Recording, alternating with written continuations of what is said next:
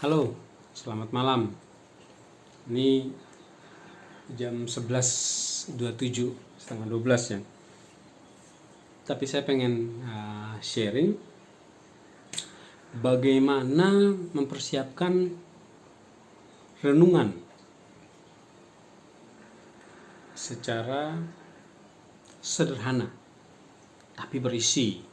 Seringkali kita sebagai pelayan di gereja, baik majelis, pengurus komisi, evangelis, apalagi guru Injil, macam-macam, vikaris, pendeta, macam.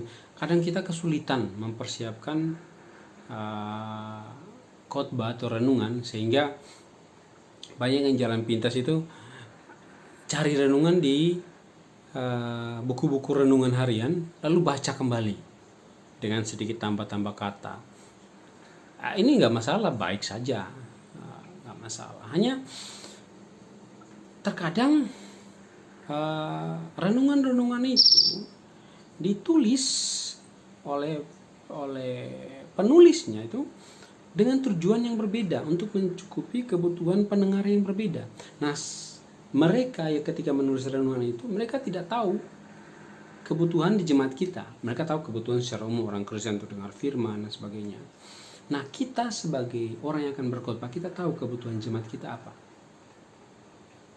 Karena itu kita harus persiapkan renungan sesuai dengan kebutuhan mereka.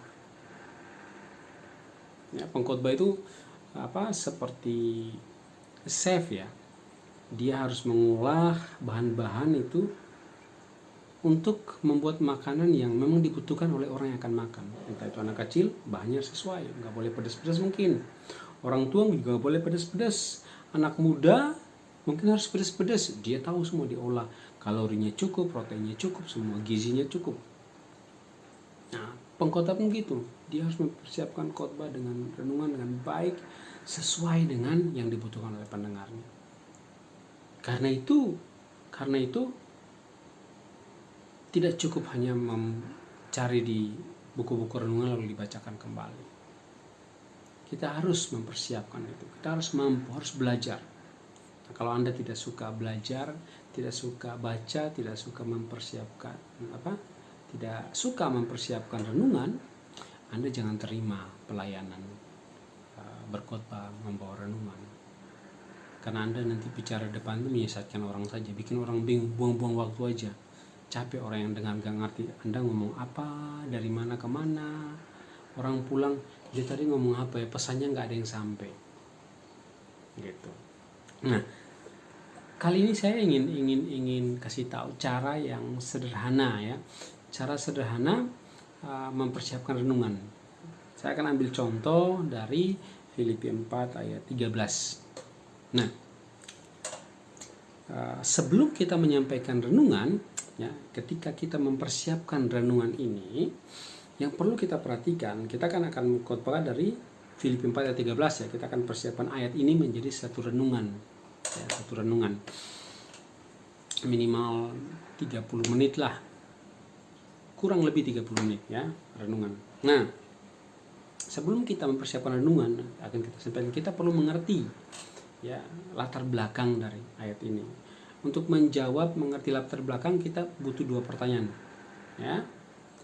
Kapan ayat ini ditulis dan untuk apa ayat ini ditulis ya, kapan Paulus mengucapkan ini dan untuk apa. Nah, bicara tentang kapan itu, kita bisa baca lagi ayat-ayat ini, mulai dari baca perikopnya, mulai dari ayat 10, 11, dan 12. Nah, ayat ini kapan diucapkan atau ditulis?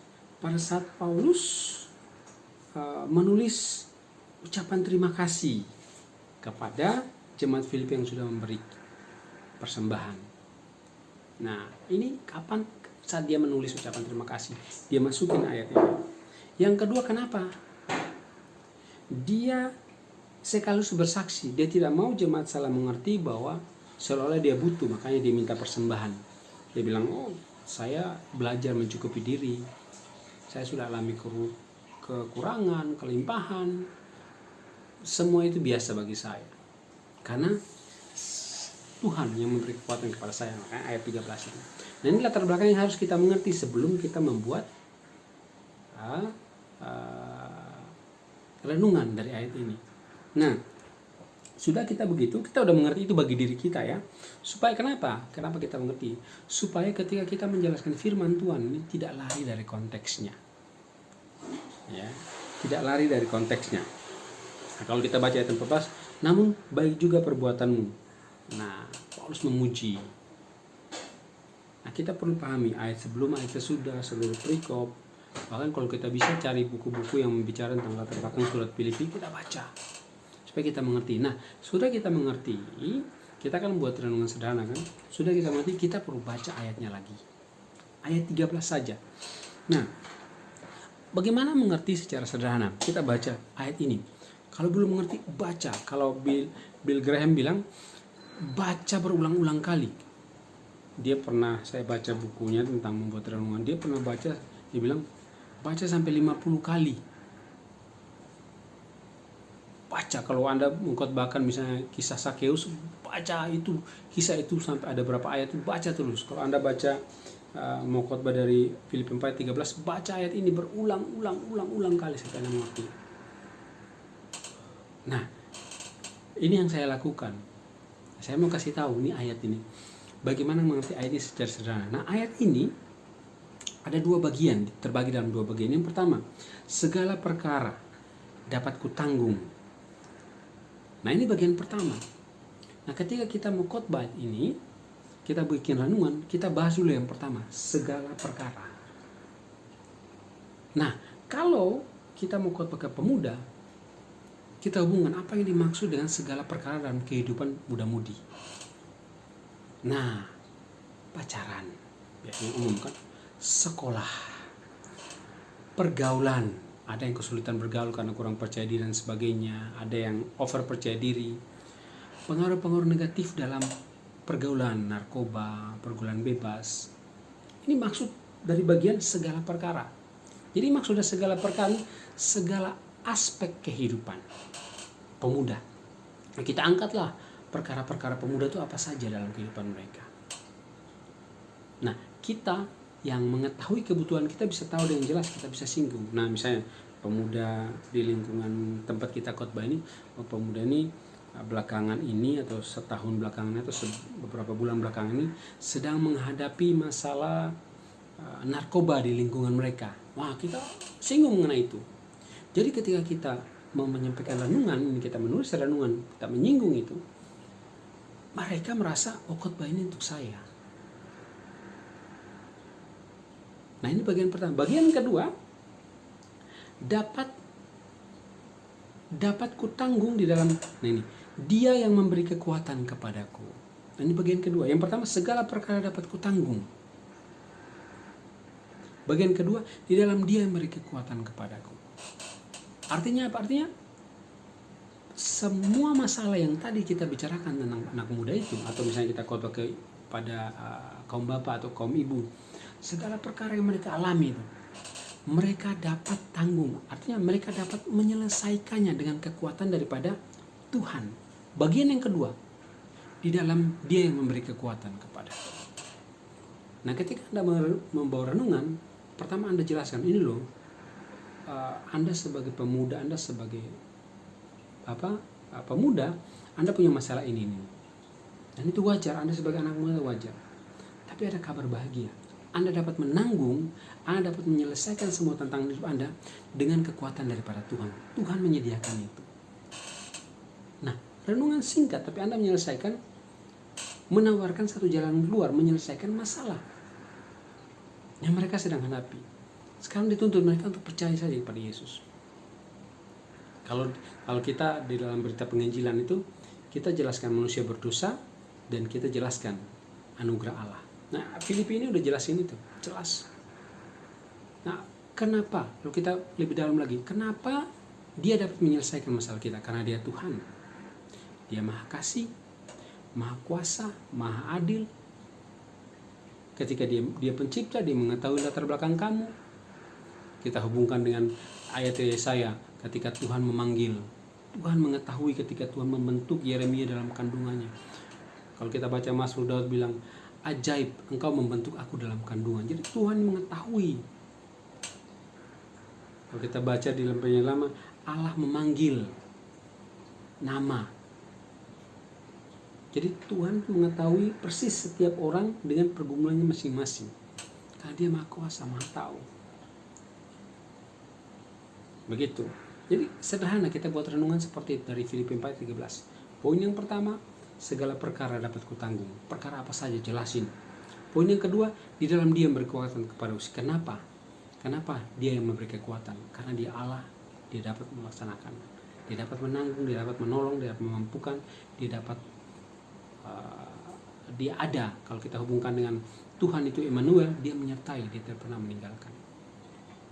Selesai buat renungan. Ya, sederhana. Atau kita pergi lagi contoh kepada ayat yang kedua. Ayat kedua, ayat-ayat yang yang familiar, yang terkenal saja. Kita baca dari Yohanes 3 ayat 16. Ayat 16. Nah, ini ayat favorit ya, ayat terkenal. Di sana bilang gini, karena begitu besar kasih Allah akan dunia ini, sehingga Ia telah mengurniakan anaknya yang tunggal, supaya setiap orang yang percaya kepadanya tidak binasa melainkan beroleh hidup yang kekal. Kalau kita baca baik-baik ayat ini satu kalimat panjang yang dipisahkan koma. Jadi dibagi jadi 3 bagian ayat ini. Kalau tadi kita baca Filipi tidak ada koma, tapi kalau kita baca dengan teliti kita temukan ada 2 hal di dalam ayat itu, sehingga kita bisa jelaskan ayat bagian per bagian dari ayat itu, sehingga bisa dimengerti dengan mudah. Nah, kalau ayat Yohanes 3 ayat 16 ini sudah dibantu, ada koma. Jadi bagian yang pertama, karena begitu besar kasih Allah akan dunia ini, koma. Itu bagian pertama. Anda khotbah tentang Anda deskripsikan, Anda gambarkan kasih Allah yang besar itu kepada dunia itu seperti apa. Anda gambarkan itu. Mulai dari kasih secara umum, hujan, panas, kepada semua manusia, baik orang percaya maupun tidak percaya. Lalu Anda jelaskan kasih secara khusus kepada orang-orang percaya. Jadi kasih Allah itu besar. Kalau Kejadian pasal 1 ayat 1 bilang, pada mulanya bumi belum berbentuk dan kosong, dan roh Allah melayang-layang di atasnya. Ada satu terjemahan berkata, roh Allah itu mengerami bumi. Jadi roh Allah itu menaungi bumi, bukan melayang-layang. Bumi di sini lalu melayang-layang di sini, enggak. Tapi roh Allah itu mengerami. Terjemahan bahasa Inggris itu. Jadi menyelubungi, melingkupi. Kuasa Allah itu sebesar itu. Itu mengapa Dia maha hadir. Dia bisa hadir di mana saja dalam waktu bersamaan. Nah, bagian yang kedua, sehingga Ia telah mengurniakan anaknya yang tunggal. Nah, karena kasih Allah yang besar ini, poin pertama langsung dihubungkan. Penyebab dari kasih Allah yang besar ini menyebabkan yang terjadi yang kedua ini, poin 2. Ia mengurniakan anaknya yang tunggal. Telah mengurniakan anaknya yang tunggal. Nah, jelaskan anak yang tunggal ini siapa? Yesus Kristus. Nah, kita bisa jelaskan ada fenomena-fenomena di luar Kristen bilang Allah itu melahirkan. Masa sih? Pernah dibilang, ada satu tokoh ormas itu bilang, kalau Allah punya anak, bidanya siapa? Gitu. Kalau kata Bapak Bambang Nursena bilang, ini pemikiran yang primitif. Agama-agama primitif berpikir seperti itu. Yang dimaksud dengan anak Allah, anaknya yang tunggal, bukan kelahiran secara jasmani, tapi karena Allah itu, Yesus ini berasal dari Allah. Karena itu menggunakan istilah yang dapat dimengerti, disebut dengan anak. Nah, kita jelaskan situ, anak yang tunggal. Ya, siapa Dia? Jelaskan panjang lebar, mungkin kita bisa hubungkan dengan doktrin Kristologi. Nah, pemberian, ya, tindakan Allah yang karena kasih yang memberikan Yesus ini menyebabkan poin ketiga terjadi, supaya setiap orang yang percaya kepadanya tidak binasa melainkan beroleh hidup yang kekal. Nah, kehadiran Yesus ini memang karena kasih Allah, tapi tujuannya apa? Nah, tujuannya ada dalam poin ketiga, supaya siapa yang percaya kepada Yesus tidak binasa. Kenapa mereka bisa binasa? Karena mereka berdosa. Nah, kalau percaya kepada Yesus jadi tidak binasa, kenapa? Emang Yesus siapa? Nah, yang tadi udah jelasin. Yesus pengampun dosa, Dia Allah, dan seterusnya, dan seterusnya. Jadi ada 3 poin dengan jelas, sehingga kita dapat mengkhotbahkan satu ayat ini dengan sederhana tapi mendalam. Tapi ingat, kita juga harus mengerti latar belakang sehingga khotbah kita itu tidak keluar dari konteks Alkitab. Yuk kita pergi lagi ke ambil lagi satu ayat, ya, sederhana yang bisa kita bikin renungan sederhana. Satu ayat saja. Kenapa saya pakai satu ayat? Supaya lebih gampang. Nah, kalau kita mau bahas satu perikop nanti lain kesempatan saya jelasin ya. Oke. Satu ayat lagi yang kita mau ambil untuk kita buatkan dalam contoh khotbah. Ayat apa itu? Coba pilih salah satu ya. Ayat apa ya? Yang apa? Yang mudah. Oke, kita pakai nama Yesus ya, nama Yesus. Matius pasal 1 ayat 21. Nah, ini. Nah, bagaimana mengkhotbahkan ayat ini secara sederhana? Ya. Nah, saya baca bagi kita ya. Ia akan melahirkan anak laki-laki dan engkau akan menamakan dia Yesus. Ya. Engkau akan menamakan dia Yesus. Karena dialah yang akan menyelamatkan umatnya dari dosa. Nah, kalau latar belakang ayat ini adalah pertemuan malaikat Gabriel menemui Yusuf dalam mimpinya. Ini masih berbicara tentang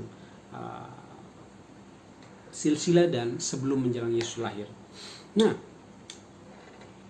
dari ayat ini sudah dibantu, ada koma di situ. Ia akan melahirkan anak laki-laki dan engkau akan menamakan dia Yesus. Koma. Nah, ini bagian pertama sudah selesai. Nah, bagian pertamanya apa yang dapat kita khotbahkan, kita renungkan bersama-sama, kita sampaikan sebagai materi renungan. Bagian pertama, Yesus. Yesus. Ya. Nah, kata Yesus ini, kalau Yesus ini Yosua, itu kata Yesus memiliki banyak hubungan yang sama dengan nama-nama di Perjanjian Lama. Yesaya, Yosua, itu artinya Allah menyelamatkan dan Allah penyelamat dan sebagainya, hampir sama. Gitu, hampir sama. Nah, nama ini diberikan kepada Yesus, anak yang akan lahir juru selamat ini. Kenapa dia nggak pakai nama lain? Markus kah, Matius kah? Kenapa pilih nama Yesus?